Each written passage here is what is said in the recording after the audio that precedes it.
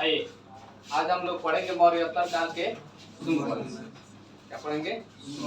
हम इसका बताए थे, आप लोग को याद रखना है हसीन मा शु का हर्यक वंश, सी से शिनाग वंश, न से नंद वंश, म से मौर्य वंश, शु से शुंग वंश, कर्ण वंश और से आंध्र सपा वंश। ठीक है, तो हम लोग मौर्य वंश तक तो इतना पढ़ लिए हैं। उसके बाद से आज पढ़ेंगे शुंग वंश, कर्ण वंश और ये जो है ये समझिए ये अ है, तो यहाँ पे पढ़ेंगे आंध्र सातवाहन वंश। तो तीन गो वंश आज हम लोग पढ़ेंगे। तो शुंग वंश में 185 से 72 BC तक है। बताए थे जब मौर्य वंश का अंतिम शासक वेदव्रत था, उसी का मंत्री था पुष्यमित्र शुंग। तब पुष्यमित्र शुंग क्या किया था, उसकी हत्या करके एक नया क्या किया, वंश की स्थापना किया। इसको कहा गया है शुंग वंश। और इस शुंग वंश का संस्थापक कौन था? पुष्यमित्र। क्या था? ब्राह्मण था। क्या था? ब्राह्मण था। अभी क्या किया, जो मौर्य वंश था तो राजधानी कहाँ था? मगध था। लेकिन ये क्या किया, विदिशा लेके चला गया। कहाँ लेके चला गया? विदिशा, जो एमपी में है। पक्का है कहाँ है? एमपी का मतलब क्या हुआ? मध्य प्रदेश। माई बाप ना ठीक है, एमपी मतलब मध्य प्रदेश। इन्हें देखवा दीजिए माई बाप। देखिए इसकी जो जानकारी हमें मिलती है, किससे मिलती है? अयोध्या अभिलेख से। इससे पूछ देगा जो पुष्यमित्र जो शुंग था, अपने रथ का क्या किया, हत्या करके एक नया शुंग वंश की स्थापना किया। इसकी जानकारी हमें कहाँ से मिलती है? अयोध्या अभिलेख। और देखिए ये जो था ब्राह्मण था, तब बौद्ध धर्म का कट्टर था। क्या था? बौद्ध धर्म को मैंने देखना नहीं चाहता था। और ये क्या किया था, जो अशोक द्वारा बनाया गया था 84,000 स्तूप, उस सब स्तूप को ध्वस्त करा दिया। क्या करा दिया था? 84,000 स्तूपों को क्या किया था? ध्वस्त करा दिया था। ये तो पूछ देगा कि बौद्ध धर्म के 84,000 स्तूपों को ध्वस्त किसने कराया था? पुष्यमित्र शुंग ने। और ये क्या किया, और ये क्या किया, भगवान विष्णु का उपासक था और क्या था, भागवत धर्म का फॉलो करता था। किसका महत्व देता था? भागवत धर्म। और उपासक किसका था? विष्णु का। लेकिन अब देखिएगा, और किस भाषा को क्या किया था, संस्कृत भाषा पर ज्यादा महत्व। जैसे अब मान लीजिए उस समय जब विष्णु का उपासक था, हिंदू धर्म से था, तो ऑटोमेटिक क्या है, उस समय संस्कृत का बोलबाला था, तो संस्कृत को क्या करेगा, महत्व देगा। ब्राह्मण था तो विष्णु को महत्व देगा ही। लॉजिकल याद कीजिए, जो ब्राह्मण था तो विष्णु को महत्व देगा ही। भागवत धर्म हिंदू धर्म होता है तो उसको क्या करेगा, महत्व देगा ही। और बौद्ध धर्म से क्या था, ईर्ष्या था इसको, तो उसके 84,000 स्तूप को खोज के क्या किया था, नष्ट कराया था, ध्वस्त कराया था। ठीक है, और सर्वाधिक महत्व संस्कृत। और इसी के दरबारी कवि थे जो राजपुरोहित, कौन थे? पतंजलि। और यही पतंजलि के देख रेख में 2 अश्वमेध यज्ञ कराया। क्या कराया था? 2 अश्वमेध यज्ञ। अश्वमेध यज्ञ में यह होता था कि यज्ञ होता था, यज्ञ होने के बाद से उस घोड़ा के सामने राजा के नाम लिख दिया जाता था, राज का नाम लिख दिया जाता था और उसको छोड़ दिया जाता था। 14 दिन तक घोड़ा जहां मर्जी जाए, जहां चला जाएगा उतना राज उस राजा का हो जाएगा। समझ गए? अगर उस पर लिख दिया जाता था, अगर कोई उस घोड़ा को रोक दिया तो उस राजा से क्या करना पड़ता था? युद्ध करना पड़ता था। और युद्ध में आप क्या करते थे, उसको हराते थे और फिर उसका राज हो जाता था। अगर नहीं बोला तभी इसका राज हो जाता था। अगर 14वां दिन अगर घोड़ा नहीं पकड़ाया और 14 दिन जब बीत गया तो उस घोड़ा को पकड़ के बलि चढ़ा दिया जाता था। उसी यज्ञ में काम खत्म। और जहां जहां तक गया था वो 14 दिन क्या होता था, उसका राज हो जाता था। तो 2 अश्वमेध यज्ञ कराया था। और किसकी देख रेख में? पतंजलि। ठीक है, पतंजलि की देख रेख में, क्योंकि इन्हीं का ही राजपुरोहित था। और देखिए इसी के शासन काल में जो पुष्यमित्र शुंग था, इसी के शासन काल में हिंद यूनानी आक्रमण किए थे। क्या किया था? हिंद यूनानी। और पुष्यमित्र शुंग क्या किए थे, हिंद यूनानी को हरा दिया और मार के फेंक दिया। यहाँ पे क्या किया, भगा दिया हिंद यूनानी को। और ये कहा गया है, भरूच का स्तूप है, एक भरूच का स्तूप है कुछ लोग कहते हैं जो यही पुष्यमित्र शुंग ने इसका क्या किया था, निर्माण कराया था। भरूच का स्तूप का पूरी जगह निर्माण किसने कराया था? कहीं कहीं जानकारी मिलती है, कहीं कहीं नहीं मिलती है। और लेकिन इसकी खोज कौन किया था? तो अलेक्जेंडर कनिंघम ने खोज किया था 1873 में। कब किया था? 1873 में अलेक्जेंडर कनिंघम खोज किया था भरूच स्तूप का। विधिकौर निर्माण कौन किया था? पुष्यमित्र। खोज कौन किया था? Alexander Cunningham. इसी अलेक्जेंडर कनिंघम को भारतीय पुरातत्व का जनक कहा जाता है। क्या कहा जाता है? भारतीय पुरातत्व, भारतीय पुरातत्व का जनक किसको कहा जाता है? अलेक्जेंडर कनिंघम को। अब भारतीय प्रागैतिहासिक पुरातत्व का जनक रॉबर्ट ब्रूस। किसको? यहाँ भारतीय पुरातात्विक कह दिया, आप इसी में जोड़ जाएगा भारतीय प्रागैतिहासिक पुरातत्व, माने प्रागैतिहासिक। तो आपको किसका नाम रखना है? Robert Bruce Foote. Robert Bruce Foote. प्रागैतिहासिक लग जाएगा, मैंने प्रागैतिहासिक मतलब प्रागैतिहासिक काल में जितना भी पत्थर उत्थर का औजार का जो खोज हुआ था उसी का ही किया था रॉबर्ट ब्रूसफुट। और जो इधर हुआ ऐतिहासिक काल में तक ये सब क्या हुआ सिंधु घाटी सभ्यता में, ये सब कौन किया था? अलेक्जेंडर विधिकौर। इधर के इसलिए इसको कहा जाता है। अब देखिए अब यहाँ पे था जो पुष्यमित्र शुंग था, इसका उत्तराधिकारी इसी का पुत्र बना था, अग्निमित्र। इसका क्या अग्निमित्र नाम था? क्या नाम था? अग्निमित्र। क्या था? इसी का पुत्र था। क्या था? पुष्यमित्र शुंग का अग्निमित्र शुंग इसका नाम था पूरा, अग्निमित्र।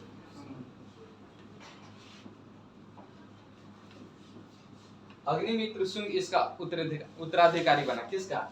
पुष्यमित्र शुंग का उत्तराधिकारी कौन बना? अग्निमित्र शुंग। इसका जो जानकारी मिलता है मालविका अग्निमित्रम जो एक रचना है इसी से मिलता है। किससे मिलता है? मालविका अग्निमित्रम। मालविका अग्निमित्रम एक नाटककार ग्रंथ है। क्या है? इसमें नाटक के बारे में जो ड्रामा जो पहले होता था उसी का कहानी का वर्णन है। इसमें पूछ देगा कैसा कहानी का वर्णन है?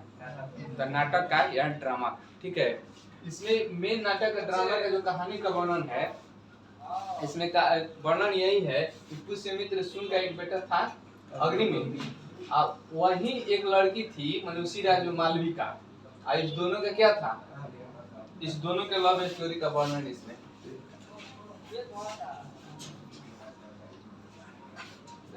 मैंने मालविका इसका प्रेमिका थी, इसका क्या था? प्रेमी था। और इसी के कहानी पर क्या हुआ था? एक ड्रामा हुआ था। ठीक है, अब वही ड्रामा का रचना कौन किए थे? कालिदास। तो डायरेक्ट आपको पूछ देगा मालविका अग्निमित्रम की रचना किसने की थी? कालिदास। और इस दोनों में किसका कहानी वर्णन है? अग्निमित्र और मालविका का। तो देखो यूपीएससी में ये क्वेश्चन पूछा है।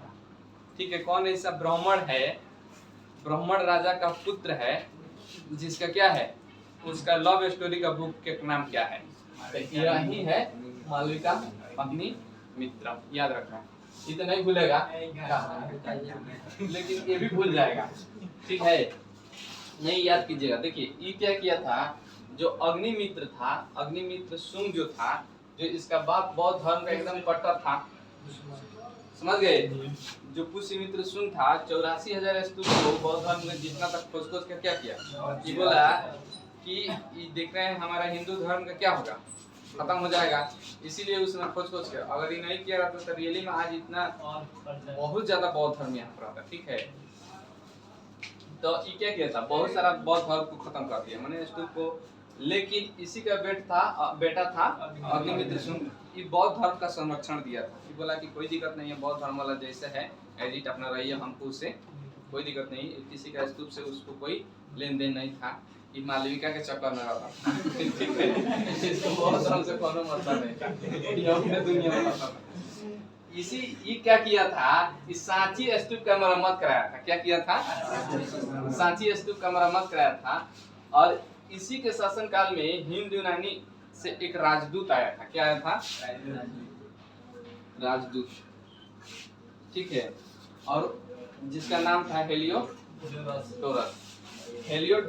हेलियोडोरस जो हिंद यूनानी का एक राजदूत था, ये आया और अग्निमित्र के क्या हुआ, दरबार में रहने लगा और यहीं रहने लगा। और रहते क्या किया, भागवत धर्म अपना लिया। पूछ देखा कौन ऐसा विदेशी था जो भागवत धर्म को अपनाया था? हेलियोडोरस, ठीक है। और ये रहने लगा और एक गरुड़ स्तंभ का निर्माण कराया था। क्या कराया था?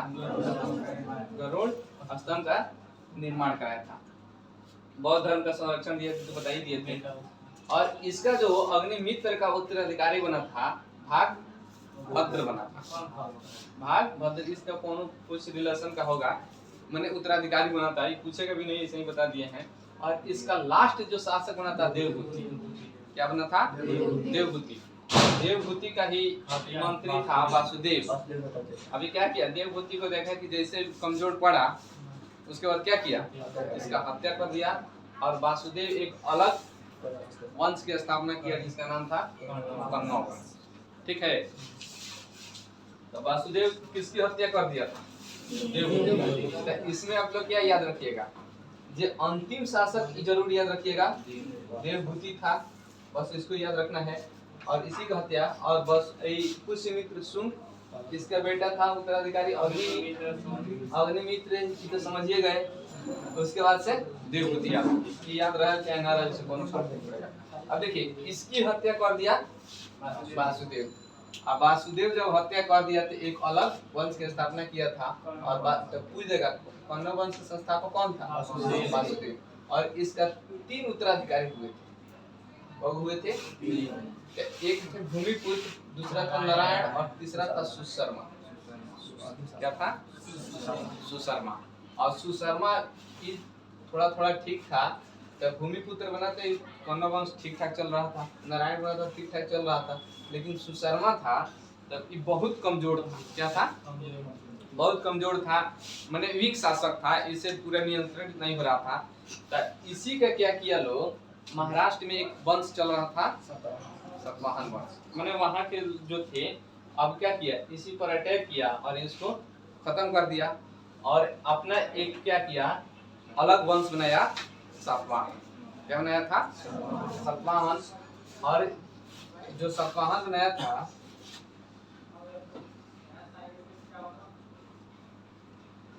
तो वहां का एक शासक था, कौन था? सिमुक। सिमुक ने क्या किया, सुशर्मा की हत्या कर दिया और उसको मिला के अपना सातवाहन वंश बनाया। और सातवाहन वंश बना के राजधानी लेके चला गया महाराष्ट्र। महाराष्ट्र ये वाला एरिया में एक जगह था प्रतिष्ठान, तो यही क्या था, प्रतिष्ठान में राजधानी लेके चला गया।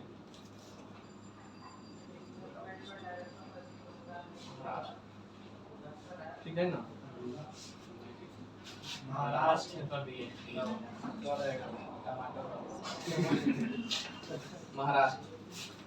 ठीक, वही तो कह रहे हैं, गड़बड़ लग रहा है।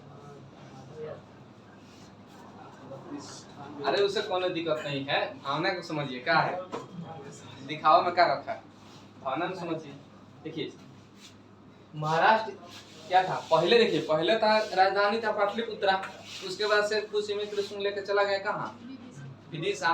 अब विदिशा से लोग क्या किया, सातवाहन लोग लेकर चला गया महाराष्ट्र, घर चला गया।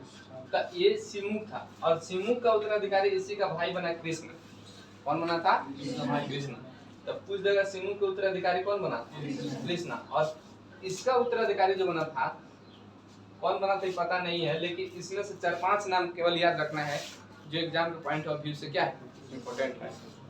पूछता है प्रथम महान शासक कौन था? सातकर्णी फर्स्ट। सातकर्णी फर्स्ट ने क्या किया था, ये अमरावती में लेके चला गया था राजधानी। समझ गए? अमरावती कहाँ है आप लोग बताइएगा कमेंट में, ठीक है। अब देखिए इसका प्रथम महान शासक कौन था? अमरावती,